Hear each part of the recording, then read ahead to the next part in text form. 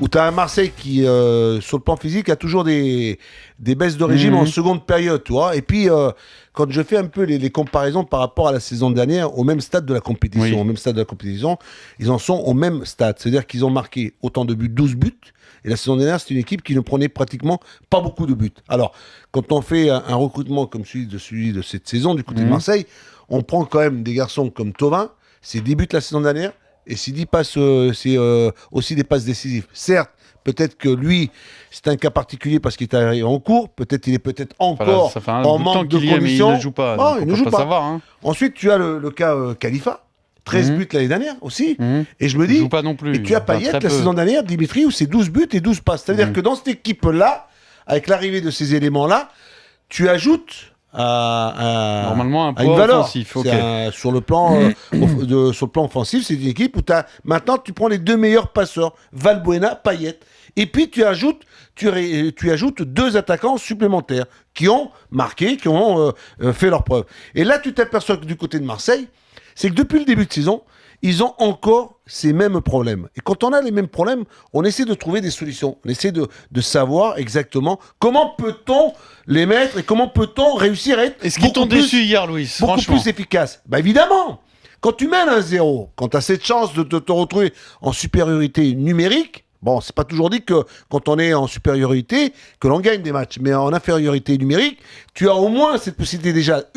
C'est de mener au score. C'est quand tu veux faire du Paris Saint-Germain et que tu ne sais pas le faire, ne le fais pas. Reste dans ta dynamique, reste dans ton match. Essaye d'aller encore peut-être essayer de gratter des ballons le plus haut possible. On ne recule pas. Quand tu commences à reculer... Comment t'expliques ça ? Parce que tu mènes 1-0, tu recules, tu refuses de jouer. Parce qu'avant le penalty carton rouge, Marseille fait un bon début de match. Bien sûr. Très bon début même. Mais reste dans cette dynamique, reste Alors, dans cette animation. Qu'est-ce qui s'est passé ? C'est dans la tête, c'est psychologique, c'est qu'ils ont pris... C'est des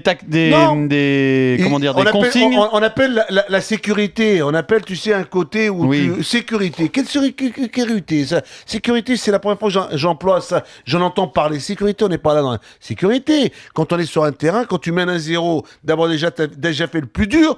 Mener face à une équipe, c'est de garder la même stratégie, c'est-à-dire récupération, les presser et de rester dans cette animation. C'est-à-dire que tu as commencé à mener 1-0, tu as commencé à reculer. Tu recules pas contre une équipe qui est à 10. Et c'est là où Marseille a peut-être perdu son match. Parce qu'ils font une bonne entame, ils ont des situations intéressantes, même si c'est un bon Paris Saint-Germain. Attention, parce que Paris Saint-Germain, à 10, a su relever, a su se relever. Mais au début, le Paris Saint-Germain n'est pas là. On le sait, on sait toujours que dans ces matchs-là, Marseille ou à Paris, quand tu reçois devant ton public, devant tes supporters, t'as envie de prendre le jeu, t'as envie de prendre ton adversaire à la gorge, t'as envie de le mettre sous pression. C'est ce que Marseille a remarquablement fait. Mais après, quand ils l'ont fait, ils ont réussi à mener 1-0. Qu'est-ce qu'ils ont fait ?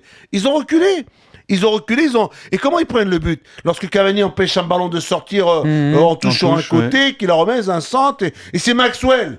C'est Maxwell sur un centre de Van der Wiel qui vient marquer. C'est quand même assez étonnant quand même. Tu vois, moi je veux te dire, les deux latéraux du Paris Saint-Germain, un qui centre et l'autre qui marque. Attends, là il y a un problème. Ensuite, tu as ce Marseille-là, c'est qu'il se sent un peu en ayant été égalisé.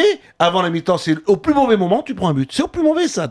En plus, à 10, quand tu es en supériorité sur le terrain, tu dois essayer de les mettre à la faute un jour de plus, presser le ballon, presser le plus haut possible, ne pas reculer. Marseille, excuse-moi du peu, avec tous ces éléments qu'ils ont fait venir cette année-là.